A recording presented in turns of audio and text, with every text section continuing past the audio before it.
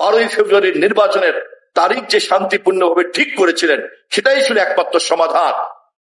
সকল ষড়যন্ত্রের অবসান ঘটেছে। 12 তারিখে নির্বাচন হয়েছে। নির্বাচনে দেশের মানুষ আমাদের ধানের শীষকে রাষ্ট্র ক্ষমতা দিয়েছে এবং শহীদ জিয়া বেগম খালেদা জিয়ার কেবলমাত্র রক্তের উত্তরাধিকার নয়, রাজনৈতিক উত্তরাধিকার হিসাবে তারেক রহমানকে রাষ্ট্রনায়ক নির্বাচিত করেছে। আজ আমাদের সে কারণে স্লোগান, গর্ব দেশ, সবাই মিলে গর্ব দেশ, সবার আগে বাংলাদেশ। ফ্যাসিবাদ উৎখাতের পর্ব শেষ, এখন আমাদের দেশ গড়ার পালা। যারা তখনও চক্রান্ত ষড়যন্ত্র করেছিল অথবা কেবলমাত্র কৈশোরের বিভ্রান্তিতে ছিল, তারা এখন দেশ গড়ার কাজে, গঠনমূলক কাজে তারা মন দিতে চায় না। আন্দোলন করা কারো কারোর জন্য পেশা হতে পারে, কিন্তু আমাদের জন্য তা কেবলমাত্রই ভোটাধিকার, গণতান্ত্রিক চেতনা এবং একটি স্বাধীন, স্বনির্ভর, সার্বভৌম বাংলাদেশ প্রতিষ্ঠার কাজ। সেই আন্দোলনকে আমরা সমাপ্ত করেছি। অতএব এখন আমাদের কাজ হলো দেশ গড়ার দায়িত্ব।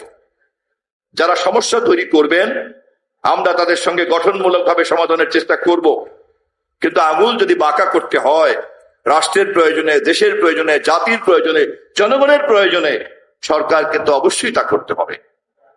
শেষ মুহূর্ত পর্যন্ত আমরা চেষ্টা করব শান্তিপূর্ণভাবে এই বিষয়গুলিকে সমাধান করতে। আমি ফটো জার্নালিস্ট অ্যাসোসিয়েশন এবং আমার বিএনপি পরিবারকে আবারও ধন্যবাদ জানাই।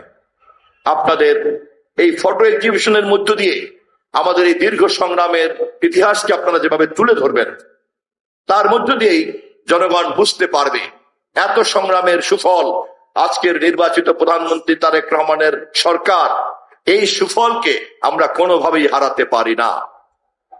সংগ্রামের দলিল যত বেশি হাজির হবে, যা ফটো জার্নালিস্ট অ্যাসোসিয়েশন এবং আমার বিএনপি আজকে হাজির করছে, এই দলিলের কারণেই আমাদেরকে সংরক্ষণ করতে হবে আজকের এই সরকারকে, তারেক রহমানের সরকারকে, নির্বাচিত সরকারকে।